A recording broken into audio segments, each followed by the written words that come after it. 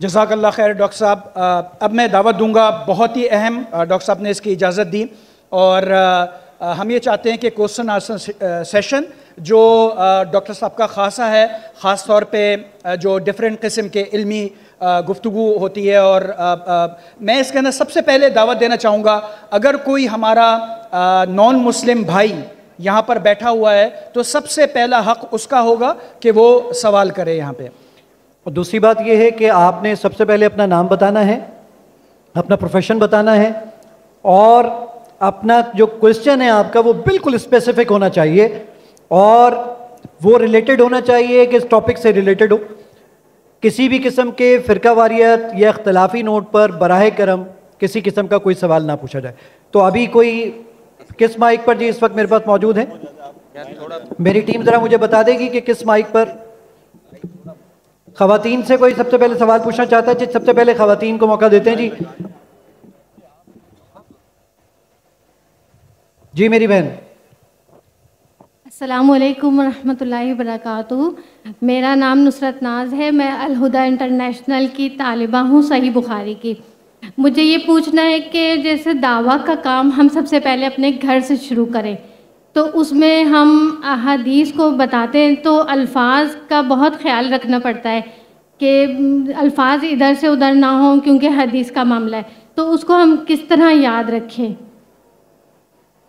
बहुत शुक्रिया।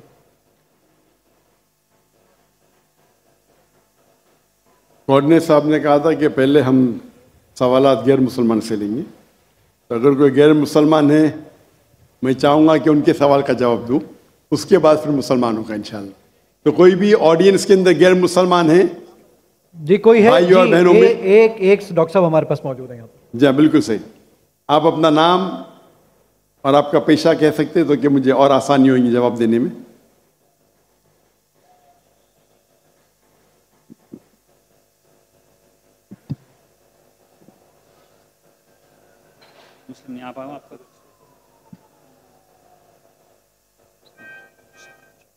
हमारे गैर मुसलमान भाइयों और बहनों, आपको कोई भी इस्लाम के बारे में कोई सवाल है, कोई शिकवा है, आप बिना झिझक पूछ सकते हैं। डॉक्टर साहब, प्रोफेसर मनोज साहब वो एक सवाल आपसे पूछना चाहते हैं, तो मैं उनको दावत दूंगा कि यहाँ पे तशरीफ लाएं और एक सवाल पूछें।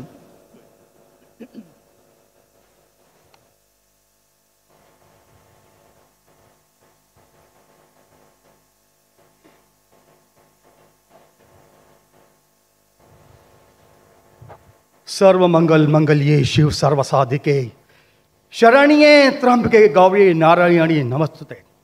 सर्वधर्मान् परित्यज्य माम एकम शरणं वर्जः अहम तमाम स्वरूपापिये पियो मोक्षे स्वामी मत्स्य छ। मैं अपने वतन खुशगवार माहौल में सबसे पहले मेरी मातृभूमि अपने वतन के लिए दुआ करना चाहूँगा इस मौके पर कि ईश्वर परमात्मा मेरे वतन को हमेशा सलामत शांति का गहवारा बनाए रखे।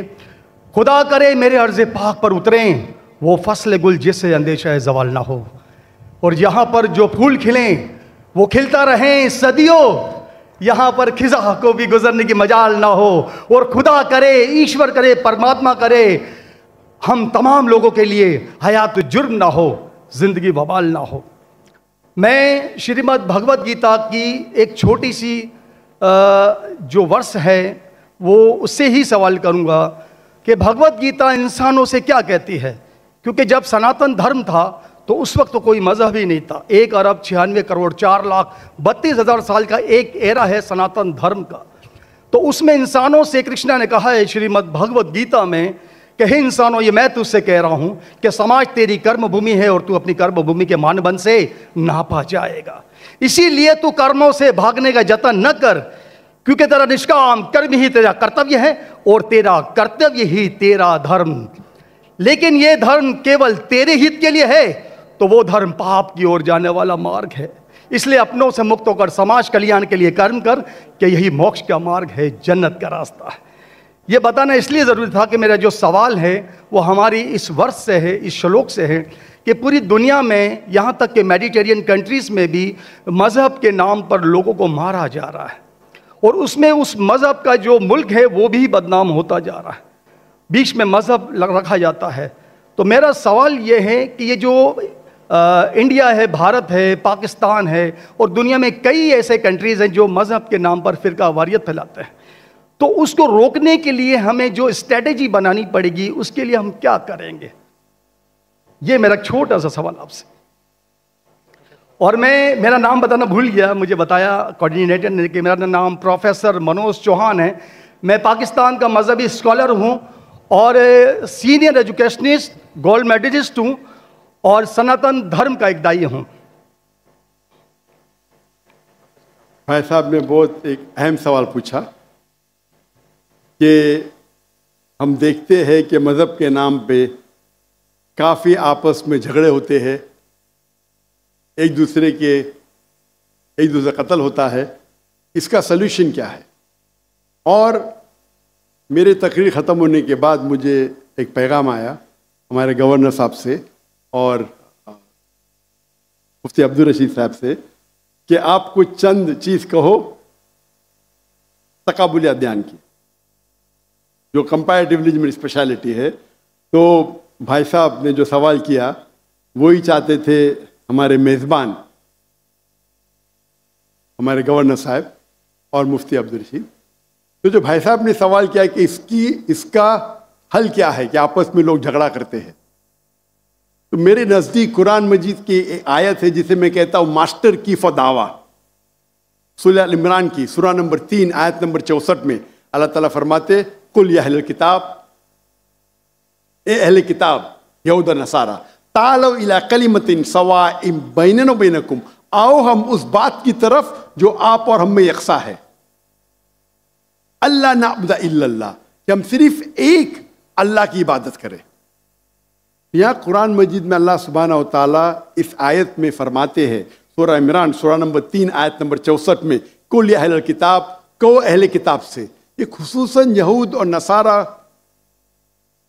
के बारे में मुखातिब होते, लेकिन इसे एक्सटेंड करके कोई भी दिगर मज़हब से आप बात कर सकते, कोई भी दिगर मज़हब से, चाहे हिंदू हो, क्रिश्चियन, बुद्ध, जूस। और इसमें अल्लाह ताला कहते हैं कि कहो इन गैर मुस्लिमों से, तालो इला कलिमतिन सवाइम बैनना व बैनकुम, आओ हम उस बात की तरफ जो आप और में यकसा है। हम इकसानियत पे बात करें, इख्तिलाफ की बात ना करें।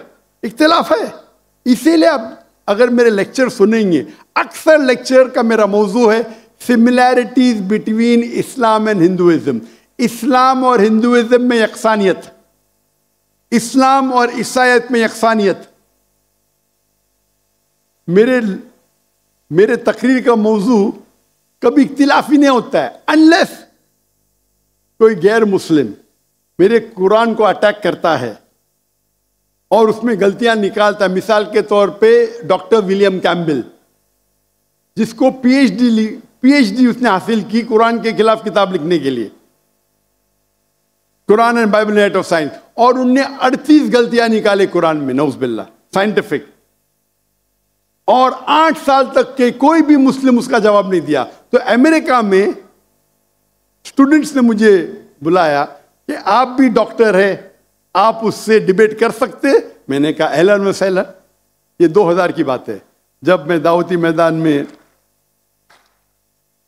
चंद साल हुए थे, और अल्लाह की मदद थी, सिर्फ अल्लाह की मदद थी कि अल्लाह सुब्हानहू व तआला ने इस डिबेट या डायलॉग जो शिकागो में हुआ था 2000 में 1 अप्रैल में, माशाल्लाह उस डिबेट के अंदर वो डॉक्टर विलियम कैम्बल की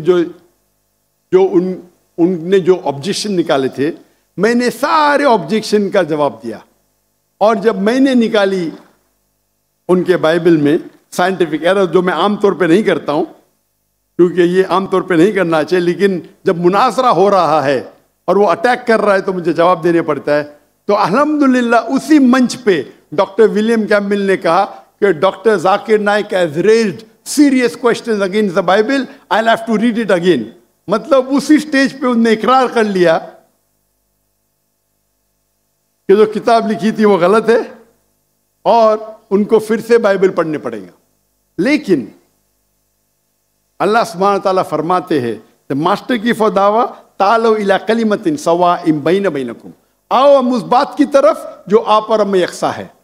सबसे बेहतरीन बात अल्लाह फरमाते अल्लाह नाबुदा इल्लल्लाह, कि हम सिर्फ अल्लाह की इबादत करें।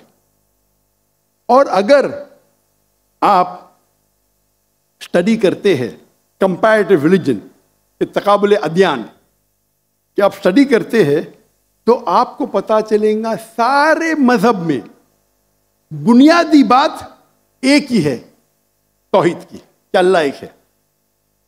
लेकिन वक्त जाने के वजह से ये उनके मानने वाले कुछ लोग मानने लगे, कुछ लोग भूल गए।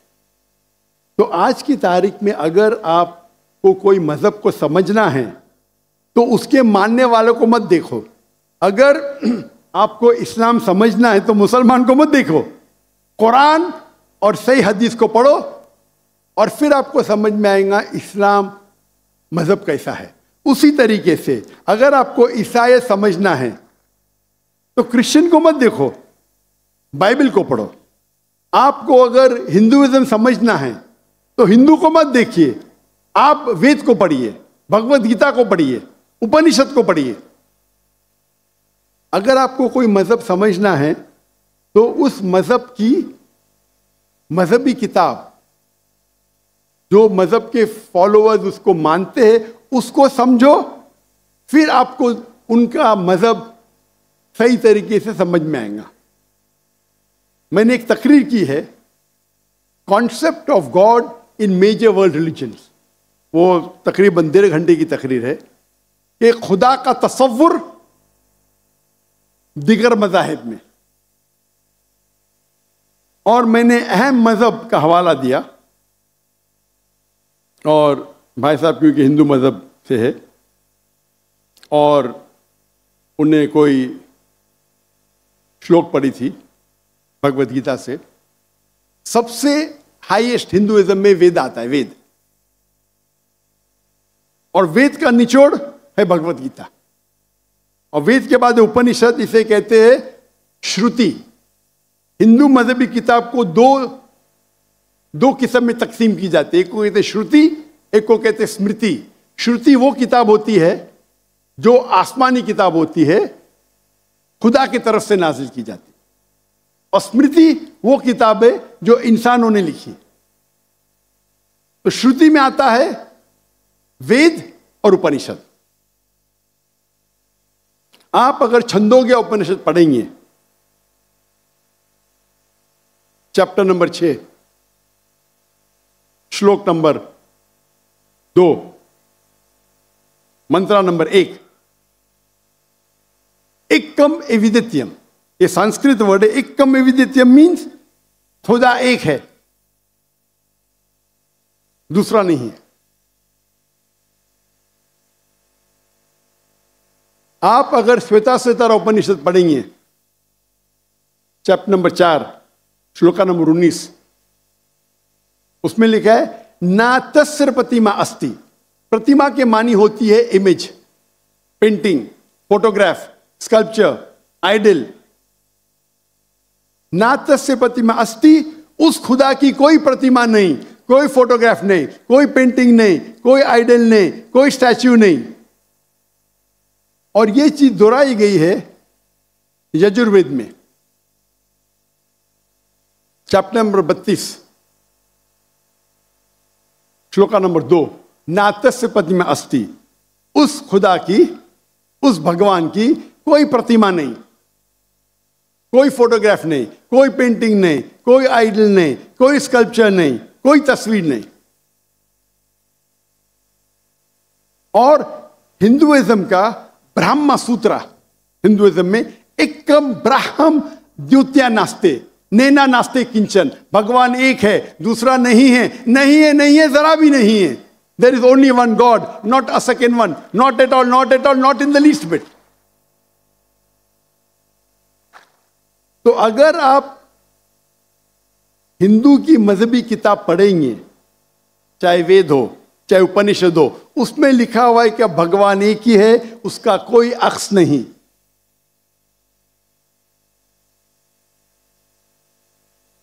यही अगर आप पढ़ेंगे यहूदी की किताब तोरा में या ओल्ड टेस्टामेंट में, उसमें लिखा है book of Deuteronomy chapter number 6 verse number 14, मूसा अलैहि सलाम कहते शमा इज़राइलो अदनहैन अदनै खद, ये हिब्रू कोटेशन है जिसमें कहा गया your O Israel the Lord our God is one, O Israel सुनो कि हमारा खुदा एक खुदा है। लिखा है बुक ऑफ आइज़ाया में chapter number 42 verse number 11, even I am God and besides me there is no other savior, मैं खुदा हूं और मेरे अलावा कोई भी बचाने वाला नहीं है। अगर आप पढ़ेंगे book of Deuteronomy chapter number 5 verse number 7 to 9, at book of Exodus chapter number 20 verse number 3 to 5, इसमें लिखा है thou shall not make any image of anything, of any likeness, of anything in the heaven above, in the earth beneath, in the water beneath the earth. Thou shalt not bow down to them, nor serve them, for I, thy God, thy Lord, is a jealous God. अब ड्यूटोनॉमी और exodus पढ़ेंगे, उसमें लिखा हुआ है कि आप कोई भी अक्स खुदा के मुतालिक इस दुनिया में नहीं बना सकते, चाहे कोई भी चीज आसमान की हो या धरती पे हो या नीचे समुद्र में हो, आप खुदा का अक्स नहीं बना सकते।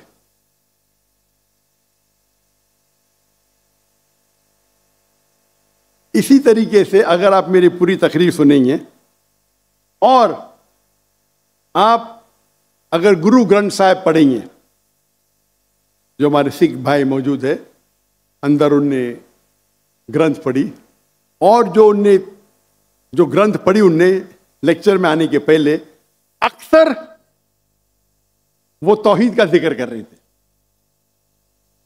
सिख मजहब है, उनकी मजहबी किताब है गुरु ग्रंथ साहिब जो गुरु नानक ने लिखी थी, और उसके पहले चैप्टर, पहले किताब नंबर 1 चैप्टर नंबर 1 वर्स नंबर 1 में लिखा हुआ है कि खुदा एक है, वो खालिक है, उसकी पैदाइश नहीं है, उसका अंत नहीं है, वो दयालु है।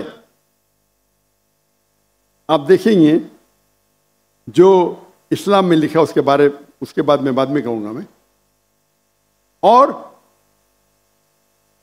सिखिज्म में एक वो कहते खुदा जो मैनिफेस्ट फॉर्म में है और एक अनमैनिफेस्ट फॉर्म में है। अनमैनिफेस्ट फॉर्म में कहते हैं एक ओमकारा और मैनिफेस्ट फॉर्म में कहते हैं ओमकारा। और अगर आप गुरु ग्रंथ में पढ़ेंगे, उसको जो एट्रीब्यूट दिए गए या एट्रीब्यूट्स जो अल्लाह के नाम दिए गए, उसमें सतनामा द होली नेम,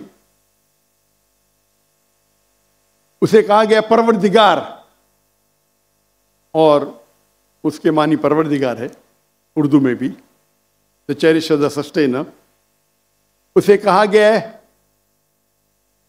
खालिक, जो अरबी में भी खालिक है। तो कई मानी अरबी और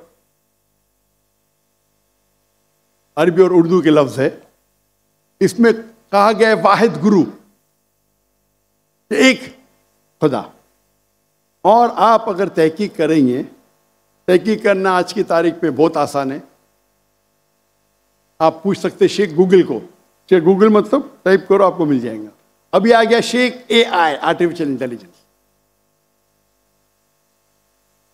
वक्त की किल्लत होने की वजह से आप अगर मेरी तकरीर सुनेंगे, इसी तरीके से अल्लाह का अगर आप पूछेंगे कोई मुसलमान से कि अल्लाह कौन है, सबसे बेहतरीन जवाब वो दे सकता है सूरह इखलास, सूरा नंबर 112 आयत नंबर 1 से 4। कुल हु अल्लाहु अहद, कहो कि अल्लाह एक है। अल्लाहु समद, अल्लाह द एब्सोल्यूट इटर्नल, लम यलिद वलम यूलद, he begets not not is he begotten, ना वो जनता है ना किसी से जना है।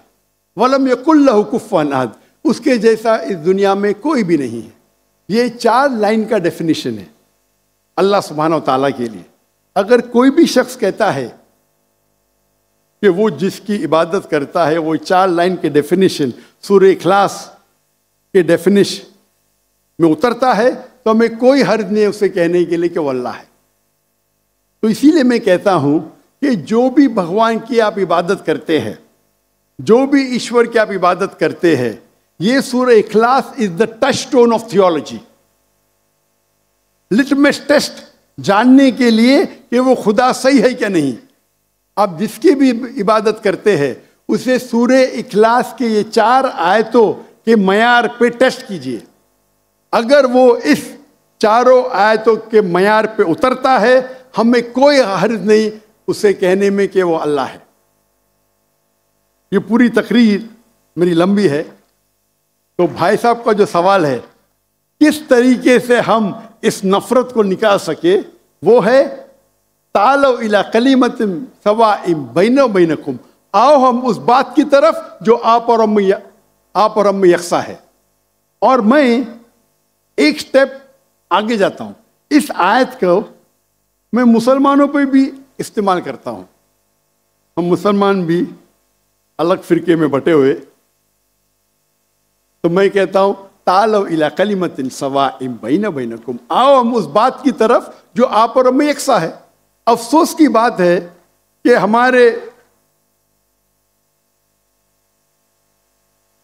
हमारे इस्लाम में फिरके बनाना हराम है। अल्लाह ताला फरमाते सूरह इमरान में सूरह नंबर 3 आयत नंबर 103 में, वातसिमु बिहब्लिल्लाहि जमीअन वला तफरकू, आओ हम अल्लाह की रस्सी को मजबूती से पकड़े और आपस में ना बटे। हमारे वहाँ दिगर फिरके है, दिगर मज़ाहिब है, और जो 4 अहम मज़हब है जिसके बानी है अबू हनीफा, इमाम मलिक, इमाम अबू हनीफा, इमाम मलिक, इमाम शाफी और इमाम अहमद बिन हंबल, मे अल्लाह मोसी ऑन ऑल रहीमुल्लाह, सबकी इज्जत करता हूं मैं। वो हमें दीन सिखाने के लिए आए, लेकिन अगर आपस में कुछ इख्तिलाफ है थोड़ा सा, उस इख्तिलाफ की वजह से हम आपस में झगड़ा नहीं करना चाहिए। या कोई दिगर ऑर्गेनाइजेशन है, इसीलिए आप पढ़ेंगे कुरान में लिखा है कौला इन्ननी मिनल मुस्लिमीन। अगर कोई पूछते आप कौन है, आपको कहना चाहिए मैं हूं मुस्लिम। कौला इन्ननी मिनल मुस्लिमीन। मुझे कोई गिला शिकवा नहीं अगर किसने तालीम हासिल की देवबंद में या बरेली में या मदीना में, अपने आप को देवबंदी कहता है, बरेली कहता है, मदनी कहता है, मुझे कोई गिला शिकवा नहीं।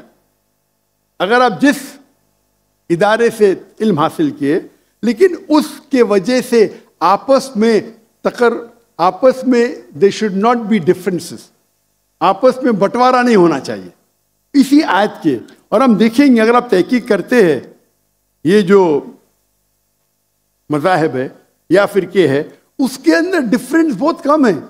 यकसानियत 95% के ऊपर है, 95%।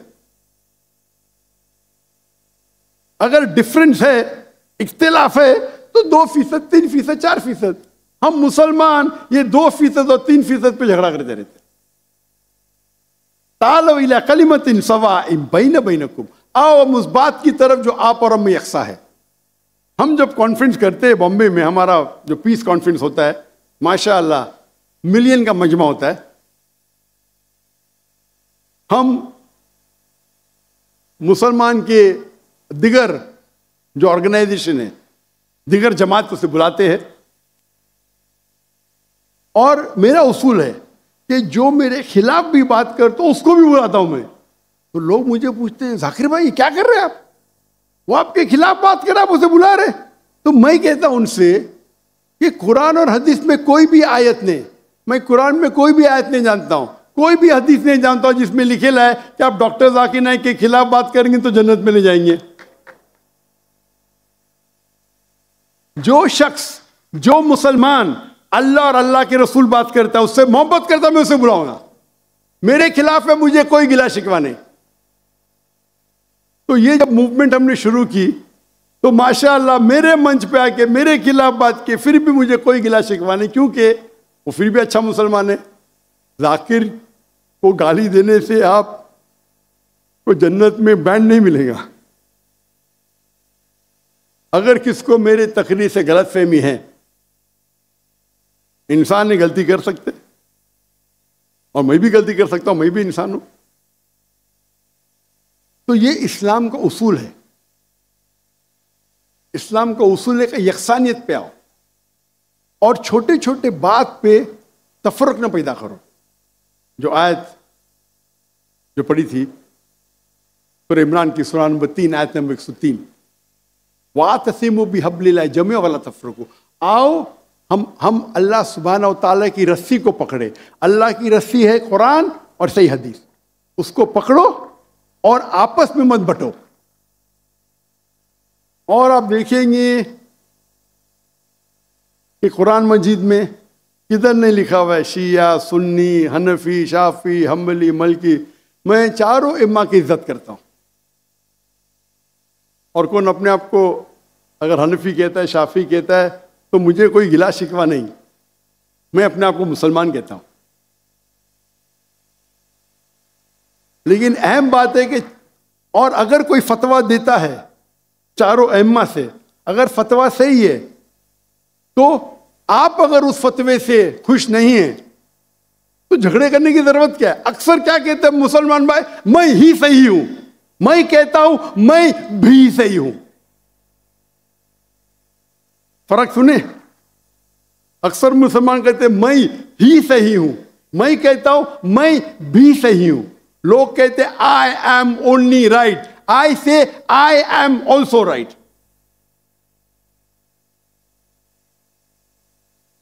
तो अगर हम कुरान पढ़ेंगे, हदीस पढ़ेंगे और जो मिसाल हम पढ़ेंगे हमारे साहबा के बारे में, अल्लाह के रसूल खुलफा राशिदीन के बारे में, किस तरीके से वो बर्ताव करते थे। इख्तिलाफ था, लेकिन इख्तिलाफ का मतलब नहीं कि झगड़ा करो। ये बोलना चाहिए ये मेरे नजदीक अफजल है, नो प्रॉब्लम। तो अगर ये मुसलमान समझने लगे तो इंशाअल्लाह हम देखेंगे हमारी कौम पूरी दुनिया में इंशाअल्लाह हम देखेंगे। पहले जब थे 7th सेंचुरी 8th सेंचुरी मुसलमान दुनिया के चोटी पे थे। आज मुसलमान की तादाद 25% है, 2 बिलियन। और क्या है हमारा पावर? कुछ नहीं। तो इंशाअल्लाह अगर हम कुरान और हदीस की तरफ फिर से लौटेंगे तो फिर से will be a powerful force इंशाअल्लाह।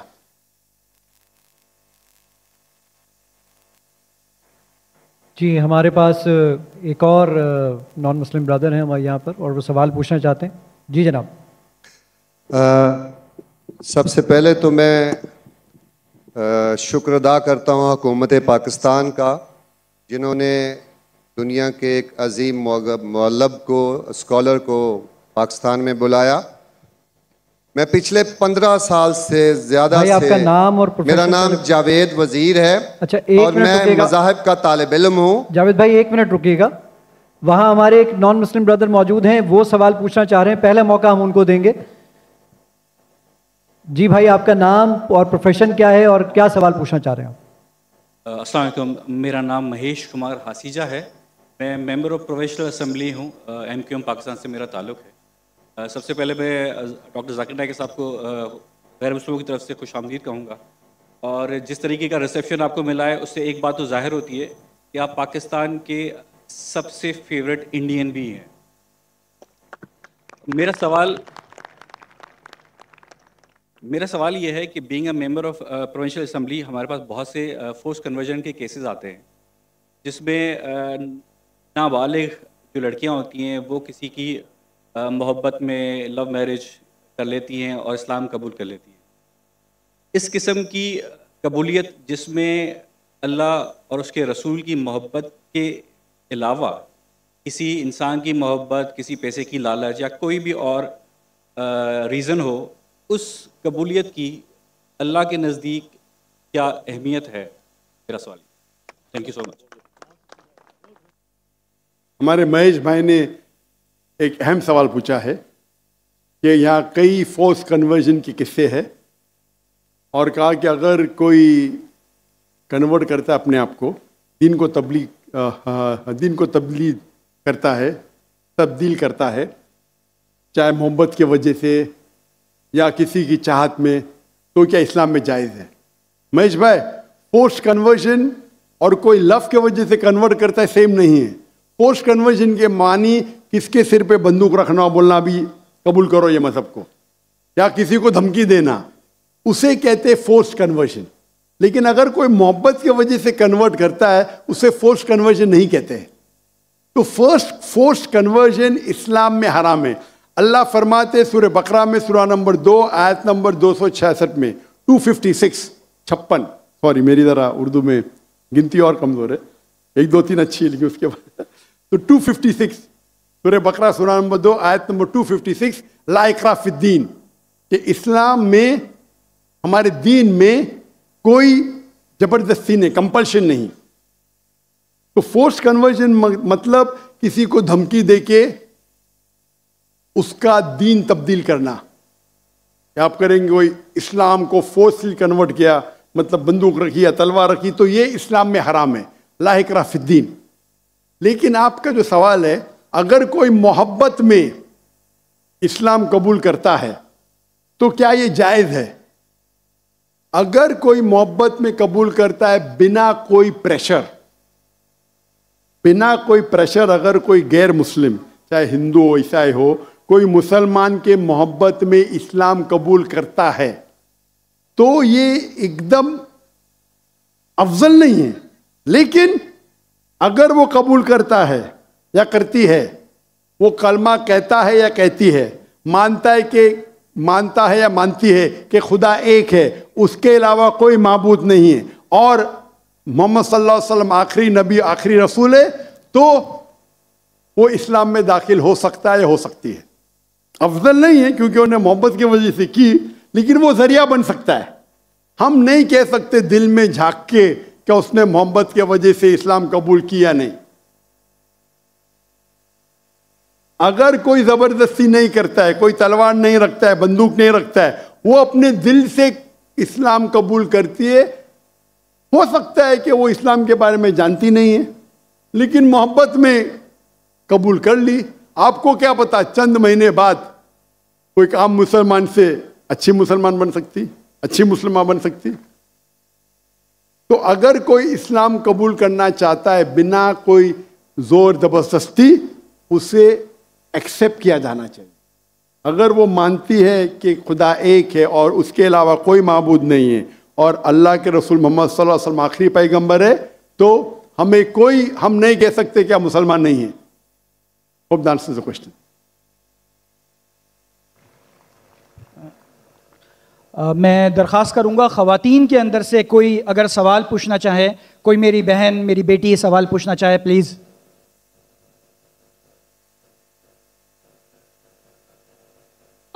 I am Noshin Gilal, a law graduate and a criminalist. So there is a confusion here whether in the case of blasphemy and Tohine Risalat, one should be beheaded or kill the offender immediately.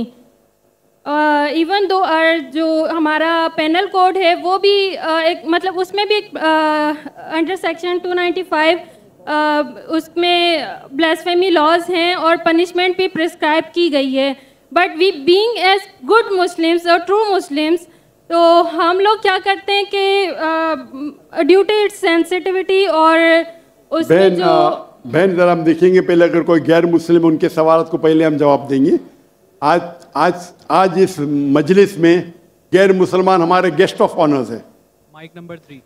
अगर कोई गैर मुस्लिम है, अगर कोई सवाल पूछना चाहता है, भले इस्लाम के खिलाफ हो, आपको कोई शक है, कोई शुबा है, या आप कुछ चीज़ इस्लाम के कोई कानून से आप सहमत नहीं है, ये मौका है, आप पूछ सकते। मैं जवान हूँ, आई कैन टेक इट, मेरी दाढ़ी तो सफ़ेद है लेकिन माशाअल्लाह मैं दिल से जवान हूँ।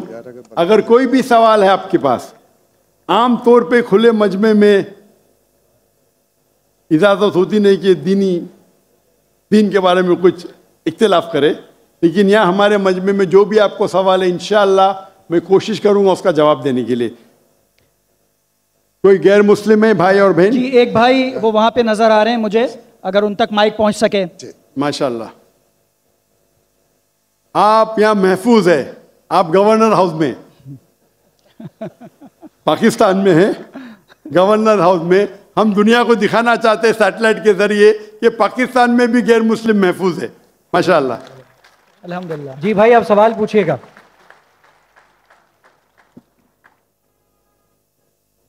जी भाई, जी सवाल पूछिए आप। आपका नाम? मेरा नाम जावेद वजीर मसीह है। भाई साहब गैर मुस्लिम, और मैं मज़ाहिब का तालिब इल्म हूँ और आपका बहुत बड़ा फ़ैन हूँ। इसी तरह से मैं डॉक्टर इसरार अहमद साहब का भी फ़ैन हूँ। भाई साहब आप मुसलमान से बढ़कर भाई साहब आप मुसलमान है क्या गैर मुस्लिम है? जी मैं क्रिश्चियन हूँ। जी हाँ, जी हाँ, पूछ सकते हैं। मैं आखिरी नबी मोहम्मद सल्लल्लाहु अलैहि वसल्लम का भी बहुत बड़ा फ़ैन और फॉलोअर हूँ। मैं एक दो बात करना चाहता हूँ। अगर हम सूरत मायदा में पढ़ते हैं तो उसमें जिक्र हुआ है कि जो नसारा है, जो मसीह हैं, ये ईमान में आपके बहुत करीब हैं। फिर उसके बाद मैं जिक्र करना चाहता हूँ, जब आप पे बुरा वक्त आया, तौबा माजरत के साथ मैं लफ्ज़ लेता हूँ, तो आपको एक मसीह बादशाह ने पनाह दी। उसके बाद मैं ये देखता हूँ कि हजूर सल्लल्लाहु अलैहि वसल्लम जब अपनी ज़ात में थे तो एक बेवा खातून थी जो आप रास्ते में से गुजरते थे तो आप पे वो कचरा फेंकती थी, लेकिन आप नीचे से देखते हुए मुस्कुरा के चले जाते थे। उसका क्या हुआ कि 2-3 दिन के बाद ये वाक़या ख़त्म हो गया। उसके बाद आपने देखा कि ये क्यों नहीं हो रहा। जब आपने देखा कि वो बिस्तरे बीमारी पे पड़ी हुई है और आपने जाकर उनकी तीमारदारी शुरू कर दी और आपने उनको खाना दिया। उसके सवाल आ रहा हूँ ना भाई, इंटरप्ट क्यों कर रहे हो? मैं ये बात करना चाह रहा हूँ कि मोहम्मद सल्लल्लाहु अलैहि वसल्लम जो हैं वो रहमतुल आलमीन हैं। वो जब बेवा ने देखा कि जिन्होंने मुझे भड़काया था वो तो कोई अब उनका पुरसाने हाल नहीं है, लेकिन हजूर सल्लल्लाहु अलैहि वसल्लम नबी कौनो मकान आखिरी नबी जो है सरवर कायनात रहमतुल आलमीन हैं, वो उनकी तीमारदारी करते हैं। वो आपके इस अमल को देखकर बशर्फ इस्लाम हो गई। आज मैं अपने मुल्क में देखता हूँ कि मुझे मसीह होते हुए यहाँ नफरत की निगाह से देखा जाता है, जबकि उनको रहमतुल आलमीन कहा गया है। अगर हम अपने मसीहों के साथ वो रवैया नहीं रखेंगे जो हजूर सल्लल्लाहु अलैहि वसल्लम ने रखा है तो वो कैसे रहमतुल आलमीन हैं?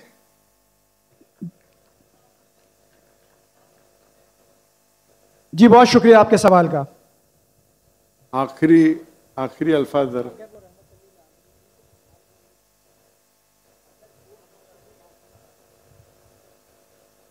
हाँ, भाई साहब का अच्छा सवाल है। उनका नाम जावेद मसीह है और उन्हें मिसाल दी कि मोहम्मद सल्लल्लाहु अलैहि वसल्लम जब साहबा ने हिजरत की तो अबिसीनिया के बादशाह ने उन्हें पनाह दी और जिक्र किया एक औरत जो कचरा फेंकती थी, और वो कह रहे कि आज इस मुल्क में मुसलमान उनको नफ़रत की नज़र से देखते, अपने अल्फाज इस्तेमाल की नफ़रत की निगाह से देखते हैं। तो क्यों, जब अल्लाह के रसूल रहमतुल आलमीन हैं तो मुसलमान नफ़रत की निगाह से क्यों देखते हैं? कुरान में अल्लाह सुब्हानहू व तआला फरमाते हैं सूरह माइदा में सूरह नंबर 5 आयत नंबर 82 में कि मुसलमान के सबसे करीब वो लोग हैं जो कहते हैं कि वो क्रिश्चियन हैं। ये कुरान की आयत है कि मुस्लिम से सबसे करीब वो लोग हैं जो लोग कहते हैं मैं नसारा हूं, आई एम अ क्रिश्चियन। ये कुरान की आयत है। और कुरान में 1/3 हिस्सा 1/3 of the Quran, 1/3 of the Quran is address to, मुखातिब है या अहले किताब, या अहले किताब, कहो अहले किताब से, यहूद और नसारा से। तो 1/3 हिस्सा कुरान मजीद का तकरीबन अहले किताब से मुखातिब है।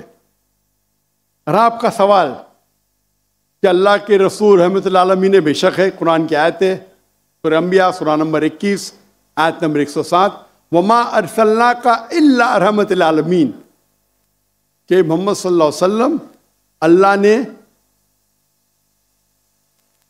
उन्हें रहमतुल आलमीन, रहमत बना के भेजा है सारे आलम के लिए, सारे इंसानियत के लिए। बेशक है, उस पर कई किताब लिखी गई। अगर आपको मुसलमान नफरत से देखते हैं, उसकी वजह जानना जरूरी है। मुसलमान तो दूसरे मुसलमान को नफरत से भी देखते,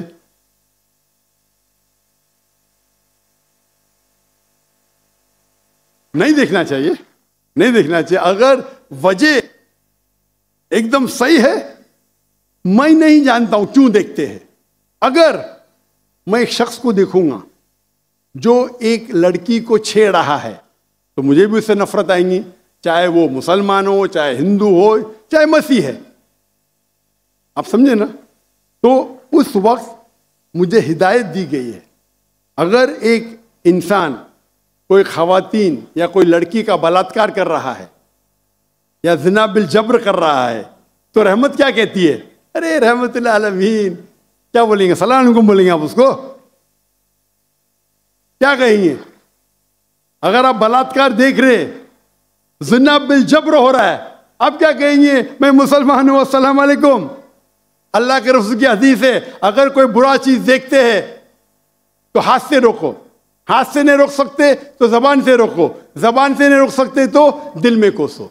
ये मिसाल दे रहा हूं मैं नहीं कहता हूं कि आप बुरे इंसान है, मैं नहीं कहता हूं कि आप गलत काम कह रहे, लेकिन अगर कोई मुसलमान, मैं आपको नफरत की नजर के देख रहा हूं, जावेद भाई मैं आपसे मोहब्बत करता हूं, जावेद भाई मैं आपसे मोहब्बत करता हूं, on the microphone please, on the microphone, I love you too. खलास। तो आप ये जनरल स्टेटमेंट देना कि मुसलमान मुझसे नफरत करते हैं, मेरे लिए गाली हो गई ना? नो सर, माजरत, मेरे अकेले साथ नहीं, मेरे तो बहुत अच्छे अच्छे दोस्त हैं, बल्कि बहुत से उलमा मेरे दोस्त हैं। माशाअल्लाह। इज्तिमाई तौर पे कोई एक आदमी गलती करता है तो हमारे चर्चेस के ऊपर चढ़ाई हो जाती है, हमारे सामने हमारे ईमान की धज्जियां उड़ाई जारी होती हैं और हम खामोशी से एक गिद्दड़ की तरह खड़े होकर देख रहे होते हैं, क्योंकि हमें यह नहीं सिखाया गया है। मैं इज्तिमाई बात कर रहा हूं। अभी पिछले दिनों ये पूरा जो है पूरा है। भाई साहब, ये सवाल जवाब का सेशन है, तकरीर का सेशन नहीं है। तकरीर के सेशन के लिए आप एक हॉल हायर कर सकते हैं। आपका सवाल आपने पूछे, मैं जवाब दिया। अगर कोई शख्स बिना वजह आपसे नफरत करता है तो गलत है। और कुरान की तो आयत है, जितने भी गैर मुसलमान है सबसे करीब है जो नसारा है। अगर आप कुछ गलत काम किए और कोई नफरत करता है, वो भी कुरान की आयत है। कुरान की आयत है सूरा नंबर 41 आयत नंबर 34, सूरह फुसिलत चैप्टर 41 वर्स 34। अगर कोई आपके साथ बुरा बर्ताव करता है, उसका बदला अच्छाई से दो। जावेद भाई मैं आपसे बात कर रहा हूं, अगर कोई आपसे बुरा बर्ताव करता है तो कुरान फरमाते, अल्लाह ताला फरमाते, उनसे अच्छा बर्ताव करो। आपको क्या पता कि आपका दुश्मन आपका दोस्त बन जाएगा। ये कुरान की आयत है, सूरह फुसिलत सूरा नंबर 41 आयत नंबर 64। तो अगर कोई मुसलमान कुरान पे अमल नहीं करता है तो वो नॉन प्रैक्टिसिंग मुस्लिम होगा। मतलब हर मुसलमान तो मैं नहीं कह सकता अच्छा है। और अगर कोई एक शख्स कोई गलती करता है, आप जैसा कहे कि पूरे कौम पे चढ़ाव करना बिल्कुल गलत है, इस्लाम में भी नहीं है। अगर कोई एक शख्स गलती करता है और वो सजा का हकदार है, उसको सजा मिलना चाहिए। उसका मतलब नहीं पूरी कौम। इनफैक्ट अगर आप हिस्ट्री पढ़ेंगे, आप तारीख पढ़ेंगे, आप तारीख में पढ़ो, चाहे वो 6वीं सदी की हो, 7वीं सदी की हो, 8वीं सदी की हो, आप देखेंगे सबसे महफूज अगर कोई जनरल दीन को फॉलो करने, वो इस्लाम के रूल में, इस्लाम अगर रूल कर रहा है उस शहर को, तो जितने गैर मुस्लिम थे वो अपने आप को महफूज समझते थे। क्यों? इस्लाम में है कि आपको इस्लाम कबूल करने का करो, नहीं करने का नो प्रॉब्लम, एक जजिया दो। ये जजिया कुछ बड़ी अमाउंट नहीं, आपकी इनकम टैक्स से बहुत कम है। जजिया मतलब आप मानते हैं कि ठीक है आपको इस्लाम नहीं कबूल करने का, लेकिन मैं आपके अंदर पनाह चाहता हूँ। तो जिजिया टैक्स आप देते, आप कबूल करते, और जब जिजिया टैक्स देते आपको प्रोटेक्शन मिलता है। इस्लाम में कहते हैं जिम्मी। और आप अगर इस्लामिक शरिया रूल के अंदर गैर मुस्लिम हैं तो मुसलमान मुल्क का फर्ज है कि आपको महफूज रखे, आपको कोई छू नहीं सकता है। और अगर जंग होता है तो आपको लड़ने की भी जरूरत नहीं, बाकी सब मुसलमान को लड़ने पड़ेगा। और जिजिया बहुत कम है, इनकम टैक्स का तो स्मॉल परसेंटेज है। इसीलिए अगर आप हिस्ट्री पढ़ेंगे, जब सलाउद्दीन अय्यूबी ने कॉन्स्टेंटिनोपल पे हमला किया, उस वक्त जो क्रिश्चियंस थे, ईसाई मजहब में कई फिरके थे, ऑर्थोडॉक्स, प्रोटेस्टेंट, कैथलिक्स, खुद ईसाई लोग अपने बाकी ईसाई भाइयों से उनका कत्ल करते थे। और जब इन लोग ने कॉन्कर किया कॉन्स्टेंटिनोपल को तो मुसलमानों पे जुल्म किया। तो जब सलाहुद्दीन अय्यूबी ने कॉन्कर किया तो ईसाई लोग डर गए कि अभी तो हम लोग की मौत आ गई। तो उनने कहा मैं सलाहुद्दीन अय्यूबी हूं, मैं मुसलमान हूं, आप मेरे राज में महफूज है। और इतना हिस्ट्री पढ़ेंगे आप, क्रिश्चियंस, ईसाई चाहते थे कि सलाहुद्दीन अय्यूबी रूल करे ताकि वो महफूज हो। तो अब हिस्ट्री पढ़िए, आज मुसलमान को देख के दीन को मत समझिए, कुरान को पढ़िए, हदीस को पढ़िए।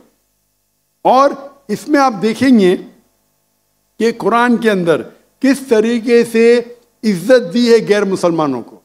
दावत दो, कबूल करते अच्छी बात है, नहीं कबूल करती किस पे जोर जबरदस्ती नहीं। अगर कोई इस्लामिक मुल्क में कोई भी चर्च है या टेंपल है, उसे डिस्ट्रॉय करने की इजाजत नहीं, अनलेस वो कोई फितना कर रहा है। ये सब उसूल है। वो फितना कर रहा है तो अलग बात है। तो एक इस्लामिक मुल्क में सबसे ज्यादा महफूज है मुसलमान। और मैं मिसाल देता हूं, मेरी जाम में से आ रहा हूं मलेशिया में हिंदू 6% है, 6.3%, 6.3% है।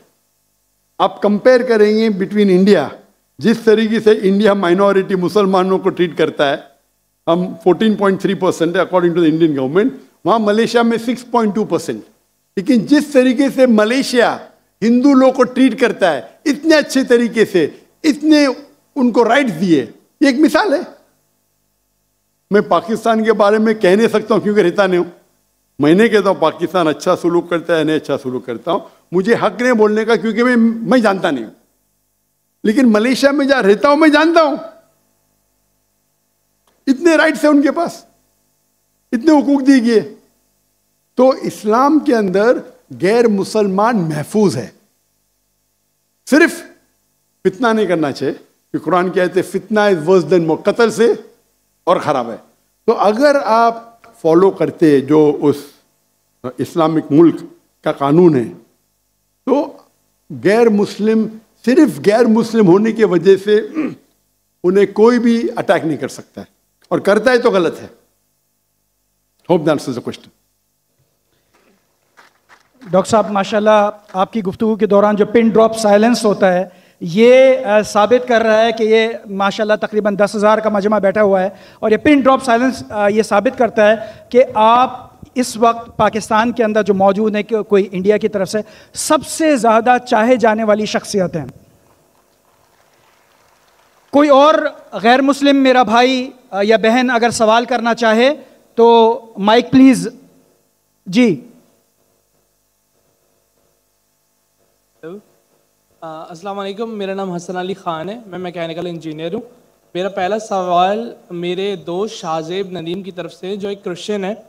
उन्होंने बाइबल में पढ़ा है कि हज़रत ईसा अलैहिस्सलाम ने 4 दिन बाद मरियम अलैहिस्सलाम के भाई को ज़िंदा कर दिया। इसके अलावा उन्होंने पढ़ा कि खुदा की तरह जैसे खुदा दुनिया बनने से पहले पानी पे था, ऐसे ही ईसा अलैहिस्सलाम पानी पे चल सकते थे। इन्हीं वजूहात से वो कहते हैं कि हज़रत ईसा अलैहिस्सलाम खुदा हैं। तो क्या वो इन वजूहात की तरफ से खुदा को क्यों नहीं मान सकते, जबकि वो ऐसी चीज़ें उन्होंने पढ़ी हैं? दूसरी बात ये कि मेरे 2 बच्चे हैं और मैंने उन्हें इस्लाम के लिए वफ़ किया। सर छोटा सा एक सवाल, एक वक्त में एक सवाल का जवाब दे दें डॉक्टर साहब प्लीज़। शुक्रिया। मेरे माइक को ऑफ मत कीजिए। जज़ाकल्लाह। भाई साहब ने कहा कि उनके एक ईसाई भाई है और उन्हें सवाल किए कि ईसा अलैहिस्सलाम ने मुर्दे में जान डाली और पानी पे चले, तो ये सब जो मौजिज़ा है वो साबित नहीं करता है कि वो खुदा है। इस सवाल का जवाब देने के पहले मैं ये कहना चाहता हूँ कि इस्लाम एक वाहिद गैर ईसाई मज़हब है जिसके लिए फ़र्ज़ है हर मुसलमान को कि वो माने ईसा अलैहिस्सलाम में। कोई भी मुस्लिम अगर ईसा अलैहिस्सलाम में नहीं मानता है तो वो मुस्लिम नहीं है। हम मानते हैं कि ईसा अलैहिस्सलाम अल्लाह के भेजे हुए एक अजीम पैगंबर थे। हम मानते हैं कि ईसा अलैहिस्सलाम बिना वालिद के पैदा हुए। हम मानते हैं जो कई ईसाई आज नहीं मानते। हम मानते हैं कि ईसा अलैहिस्सलाम ने मुर्दों में जान डाली अल्लाह की मदद से। हम मानते हैं कि ईसा अलैहिस्सलाम ने अंधों को रोशनी दी और जिसको कोढ़ था, लेप्रेसी थी, उनका इलाज किया। अगर हम देखेंगे तो मुसलमान और ईसाई एक साथ में, हमारा जो यकीन है ईसा अलैहिस्सलाम के बारे में एक है, लेकिन एक इख्तिलाफ है जो बड़ा इख्तिलाफ है। अक्सर ईसाई कहते हैं कि ईसा अलैहिस्सलाम खुदा है। अगर हम बाइबल पढ़ेंगे, बाइबल में आप पूरी बाइबल पढ़िए, बाइबल में कहीं नहीं लिखा हुआ है कि ईसा अलैहिस्सलाम खुद कहते हैं कि मैं खुदा हूं या मेरी इबादत करो। अगर कोई भी ईसाई शख्स बाइबल में से कहीं भी मुझे यह साबित कर दे, ये दिखा दे बाइबल में क्या ईसा अलैहिस्सलाम खुद कह रहे हैं कि मैं खुदा हूं या मेरी इबादत करो, मैं जाकिर नाइक आज ईसाईयत कबूल करने को तैयार हूं। मैं बाकी मुसलमानों को ये कहने के लिए नहीं कहता हूं, क्योंकि मैं तकाबुल अदयान का तालिब हूं।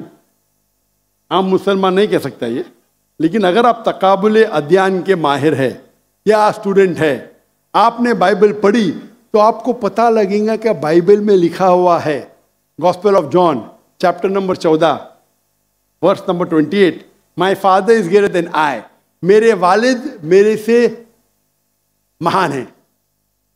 Gospel of John chapter number 10 verse number 29, gospel of John chapter number 10 verse number 29, my father is greater than all, मेरे वालिद मेरे अब्बा सबसे महान हैं।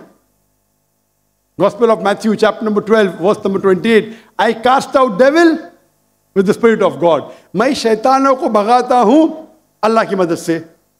Gospel of Luke chapter number 11 verse number 20, I with the finger of God cast out devil, मैं अल्लाह की मदद से शैतानों को भगाता हूं। Gospel of John chapter number 5 verse number 30, Gospel of John chapter number 5 आयत नंबर 30, मुझे आदत है अंग्रेजी में बोलने की। I can of my own self do nothing. As I hear, I judge, and my judgment is just. For I seek not my will, but the will of my Father. ईसा अलैहिस्सलाम कहते हैं बाइबल में, मैं मेरे अपने आप से कुछ नहीं कर सकता हूं। I of my own can do nothing. As I hear, I judge.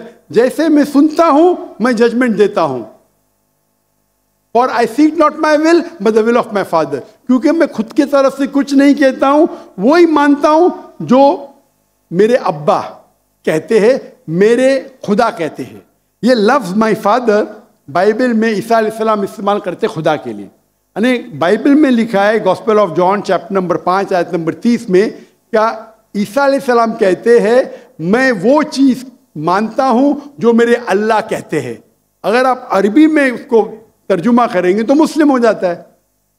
तो बाइबल में लिखा हुआ है कि ईसा अलैहिस्सलाम मुसलमान थे, उन्हें कहीं भी नहीं कहा कि वो भगवान थे या खुदा थे या ईश्वर थे। और मैं रेफरेंस देते जा सकता हूँ, वक्त की किल्लत है। जो आपका सवाल है कि ईसा अलैहिस्सलाम ने मुर्दों में जान डाली, वो तो कुरान में भी लिखेला है, ईसा अलैहिस्सलाम ने मुर्दों में जान डाली बिइज़्निल्लाह, विद द नेम ऑफ अल्लाह। लेकिन मौजिज़ा कभी भी टेस्ट नहीं है जानने के लिए वो खुदा है कि नहीं। इस्लाम में मौजिज़ा दिया गया था पैगंबरों को, और कई पैगंबरों के पास मौजिज़ा थे, और बाइबल में भी लिखा है।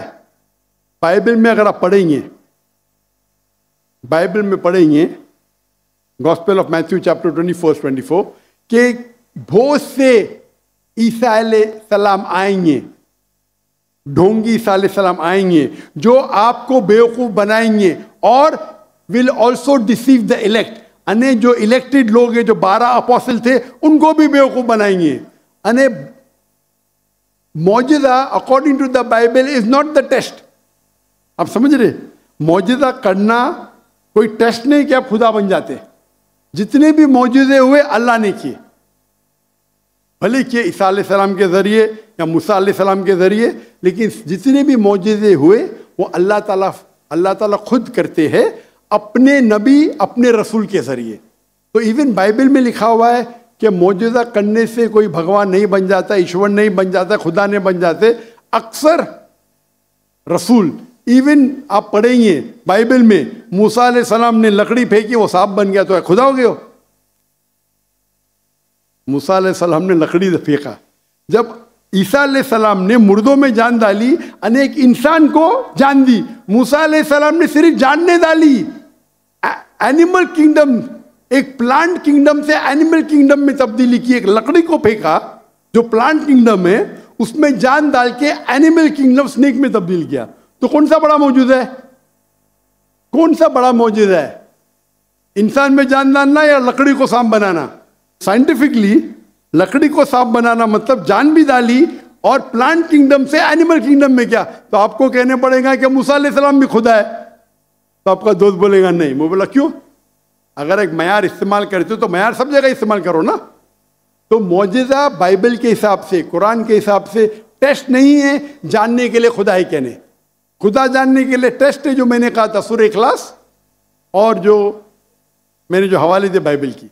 क्वेश्चन जी, बहुत शुक्रिया। कोई और गैर मुस्लिम भाई हमारा, जब तक वहाँ पर माइक पहुँचे, एक हमारी भतीजी बैठी हुई हैं यहाँ पे, हमना हबीब, हमारे गवर्नर साहब के, मिलिट्री सेक्रेटरी साहब की साहबजादी हबीबुर रहमान साहब की, वहाँ तक अगर माइक पहुँचा सके, मेरे ख्याल है सेकंड रो के अंदर वो बैठी होंगी, उन तक अगर माइक पहुँच सके।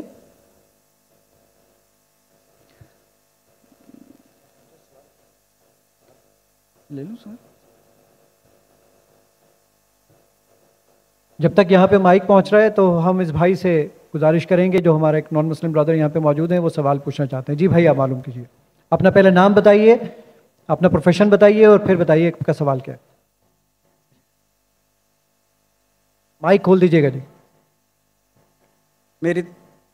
मेरी तरफ से सलाम, और सब बहन भाइयों को अस्सलाम वालेकुम, और ख़ास तौर पर जाकिर साहिब को, और जितने भी यहाँ मेहमान बैठे हैं सबको मेरी तरफ से अस्सलाम वालेकुम। मेरा नाम इखलाक मसीह है, और मैं तमाम मज़ाहिब का तालिब इल्म हूँ, जैसे कि जाकिर नाइक साहिब हैं तालिब इल्म। मैं कुरान भी पढ़ता हूँ और बाइबल स्टडी भी करता हूँ, और हमारी एक तंजीम है यहोवा विटनेस के नाम से। वो तंजीम जो है खुदाए वाहिद पर ईमान रखती है और खुदाए वाहिद की तालीम देती है। जैसे कि मसीह अस्सलाम ने यूहन्ना की इंजील 3 की 17 आयत में बताया है कि हमेशा की ज़िंदगी ये है कि वो तुझ खुदाए वाहिद और बारहक जिसे मैंने उसको पहचाने, खुदाए वाहिद को पहचाने। सो हमें खुदाए वाहिद को पहचानने की ज़रूरत है। तो इसी तरह हम जो है तमाम मसीह बहन भाइयों को ये तालीम देते हैं, मगर उसके बावजूद वो जो ना खुदाए वाहिद की तालीम को जो ना बर्दाश्त नहीं करते, एक्सेप्ट नहीं करते। तो मैं जनाब ज़ाकिर साहब से ये बात कहना चाहता हूँ, क्योंकि मैं इनका बहुत फॉलोअर हूँ, क्योंकि जो भी ये बात करते हैं बड़ी दलील से बात करते हैं, और जो दलील देते हैं वो बड़ी काबिल ज़िक्र होती है, काबिल गौर होती है। भाई आपका सवाल क्या है? सवाल ये है कि हमें मतलब हमारा ईमान कैसा होना चाहिए कि हम खुदाए वाहिद पे ईमान रखें और दूसरे लोगों को भी बता सकें इस चीज़ को वाज़े तौर पे। शुक्रिया। भाई साहब का सवाल है कि किस तरीके से हमें एक खुदा पे ईमान हो, और मैंने मेरे पहले सवाल का जवाब में कह चुका हूँ कि फॉर्मूला है सूरह इखलास, सूरा नंबर 112 आयत नंबर 1 से 4। कुल हुवल्लाहु अहद, कहो कि अल्लाह एक है, अल्लाहु समद, अल्लाह द एब्सोल्यूट इंटरनल, लम यलिद वलम यूलद, ना वो जनता है ना किसी से जना है, वलम यकुल लहु कुफुवन अहद, उसके जैसा कोई भी नहीं है। तो कोई भी शख्स अगर कोई भी खुदा की इबादत करता है, उसे कहता है खुदा, आपको इसको टेस्ट पे डालना चाहिए। मिसाल के तौर पे अगर कोई शख्स कहता है कि भगवान रजनीश खुदा है, हम भगवान रजनीश को टेस्ट पे डालते सूरह इखलास के। एक शख्स ने मुझे कहा हम हिंदू भगवान रजनीश को खुदा नहीं मानते। मैंने कभी भी नहीं कहा कि हिंदू भगवान रजनीश को खुदा मानते। मैंने कहा कुछ इंसान भगवान रजनीश को खुदा मानते, हम उसको टेस्ट पे डालेंगे सूरह इखलास के। पहला टेस्ट है कुल हुवल्लाहु अहद, कहो कि अल्लाह एक है, क्या रजनीश एक है? अब हिंदुस्तान में देखेंगे हजारों लोग, हजारों इंसान अपने आप को भगवान कहते, वो एक तो नहीं है, लेकिन भगनी शख्स कहेगा नहीं नहीं मेरा एक ही है।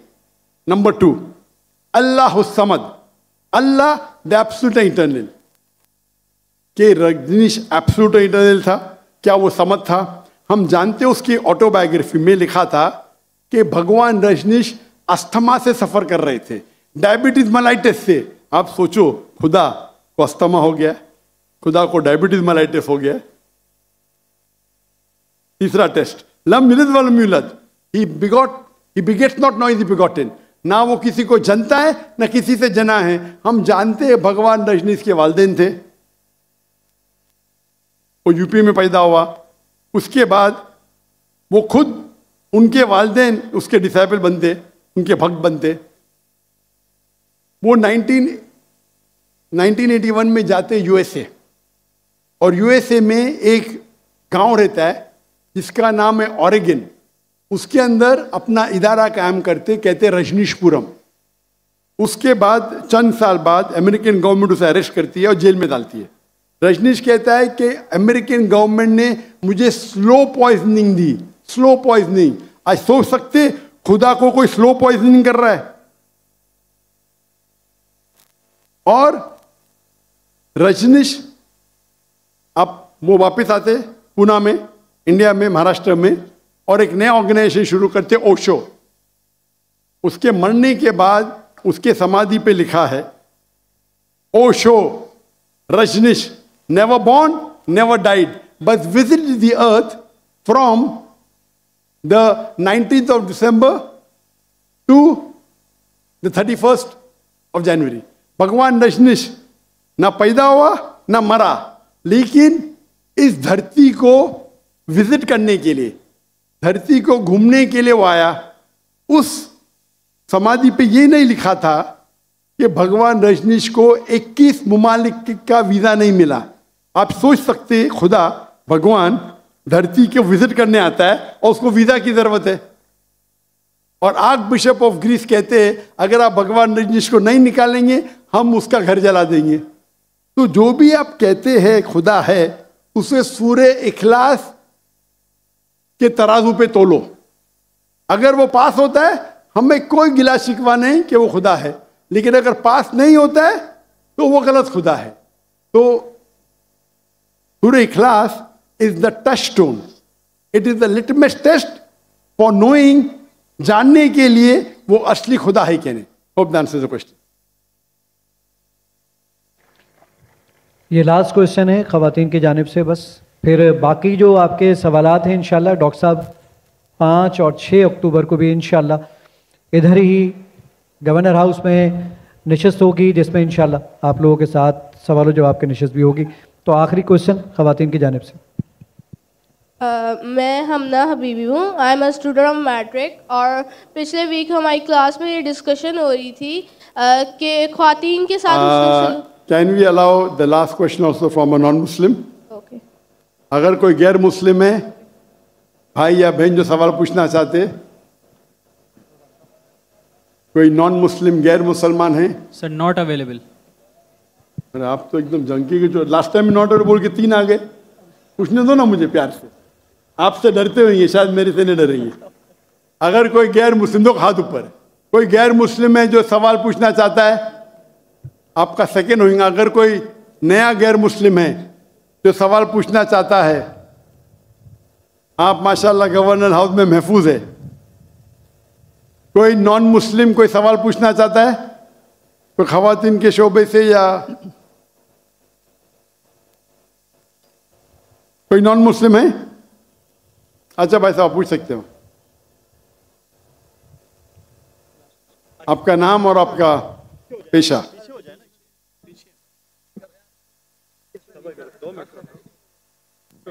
आपका नाम? अस्सलाम वालेकुम, मेरा नाम अब्दुल रशीद मेमन है। मैंने पूछा गैर मुस्लिम और आप सवाल पूछ रहे। नहीं, गैर मुस्लिम कोई भी अवेलेबल नहीं है यहाँ पर। एक गैर मुस्लिम ने हाथ ऊपर किया था उधर। नहीं, वो मुस्लिम थे। कोई गैर मुस्लिम है? अगर गैर मुस्लिम ने तो पहले खातून को देंगे, उनने पहले पूछे।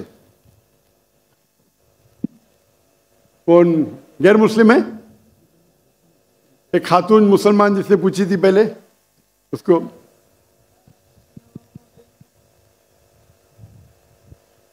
यहाँ पूछ सकते हैं सवाल। हम पूछ रहे थे कि मेन को इस्लाम में आपका नाम और आपका पेशा। I am a student of matric. My name is Hamna Habib. तो हमारा ये सवाल था कि मेन को इस्लाम में 1 मैरिज का राइट क्यों नहीं अलाउ, और वुमेन को इन्फीरियर क्यों कहा गया है, जिस तरह कुरान में। मैं आपके सवाल को नहीं समझ सकता हूँ, अगर आप आस्ते से पूछेंगे। थोड़ा ऊंचा। मेन को इस्लाम में 1 मैरिज का क्यों नहीं मिला, और वुमेन को इन्फीरियर, जिस तरह गवाही में 1 मर्द के बराबर 2 औरतें हैं, तो ऐसा क्यों? एक सवाल में, दोनों में से एक। पहला सवाल दो, दूसरा सवाल। पहला बता दें। पहला बहन ने सवाल पूछा कि इस्लाम मजहब में मर्द को 1 से ज़्यादा शादी करने की इजाज़त क्यों है, तो ये सवाल था ना। ठीक है, अगर आप पढ़ेंगे दिगर मज़हब की किताब में, चाहे बाइबल पढ़ो, चाहे वेदा पढ़ो, चाहे गीता पढ़ो, चाहे तलमुद पढ़ो, कोई भी मजहबी किताब में ये नहीं लिखा है कि आप एक ही शादी करो। सिर्फ कुरान में लिखा है। कुरान के अलावा आप कोई भी मजहबी किताब पढ़ो, चाहे बाइबल हो, चाहे वेदा हो, चाहे भगवत गीता हो, चाहे उपनिषद हो, चाहे तलमुद हो, कुरान के अलावा कोई भी किताब में नहीं लिखा है कि आप सिर्फ एक शादी कर सकते हैं। कुरान में लिखा है सूरह निसा में, सूरह नंबर 4 आयत नंबर 3 में, कि कहते हैं कि आप अपनी पसंद के बीवी कर सकते, चाहे 2, 3 या 4, लेकिन अगर आप उनमें अदल नहीं कर सकते, if you can not do justice, आप सिर्फ एक शादी कर सकते। तो ये लफ्ज सिर्फ एक शादी कुरान के अलावा कोई भी मजहबी किताब में नहीं है। लोग को गलत फहमी है कि बाइबल में लिखेला एक शादी करो। मैंने बाइबल पढ़ चुका हूँ, कहानी लिखेला है, भगवत गीता में कहानी लिखेला है। ये तो इंसान के बनाए हुए कानून है। क्या इंडिया में marriage act, Hindu marriage act 1954 में लिखा हुआ है कि आप एक शादी कर सकते, ये चर्च कहता है। अब बाइबल में दिखाओ। मैं तो बाइबल कई बार पढ़ चुका हूं, किधर नहीं लिखा हुआ है कि आप एक शादी करो। कुरान में लिखा है सूरह निसा सूरह नंबर 4 आयत नंबर 3 में, आप अपनी मनपसंद खवातीन से शादी कर सकते, चाहे 2 हो, 3 हो या 4 हो, लेकिन आप उनके दरमियान अदल नहीं कर सकते, तो सिर्फ एक। अगर आप पढ़ेंगे रामायण, रामायण में राम के वालिद की 1 से ज्यादा बीवी थी। आप अगर महाभारत पढ़ेंगे तो कृष्ण की कितनी बीवियां थे? 4, 8, 10, 16,108। श्री कृष्ण के महाभारत में 16,108 बीवियां थे। आप बाइबल पढ़ेंगे तो इब्राहिम अलैहिस्सलाम की 3 बीवी थी, सुलेमान अलैहिस्सलाम की 700 बीवी थी। तो इस्लाम क्यों इजाजत देता है कि मर्द एक से ज्यादा बीवी कर सकता है? आमतौर पे आप देखेंगे मर्द और औरत जो पैदाइश होती है, main and female, approximately same है। लेकिन आज की मेडिकल साइंस ये कहती है कि लड़कियां में ज्यादा कुव्वत है जर्म्स और डिजीजेस का मुकाबला करना बनिस्बत लड़कों में। मेडिकल डॉक्टर हूं, इसीलिए आप देखेंगे कि बचपन के एज में लड़कों की ज्यादा मौत होती है बनिस्बत लड़कियों के। तो आप अगर एवरेज देखेंगे 15 साल, 20 साल, 30 साल, लड़कों की तादाद ज्यादा है, सॉरी लड़कियों की तादाद ज्यादा है। आमतौर पे लोग मरते हैं सिगरेट पीने से, शराब पीने से। अक्सर मर्द मरते हैं शराब पीने से, सिगरेट पीने से। जब जंग होता है तो कौन ज्यादा मरते? लड़के, आदमी। सिर्फ एक जंग में औरतें ज्यादा मरे। कौन से जंग में? फलस्तीन के गाजा में। क्योंकि वो जंग नहीं थी, वो जेनोसाइड था। इजराइल ने चुन चुन के बच्चों और औरतों को मारा, 2/3। लेकिन अक्सर जब जंग होते थे आप देखेंगे तो मर्द मरते बनिस्बत औरत से।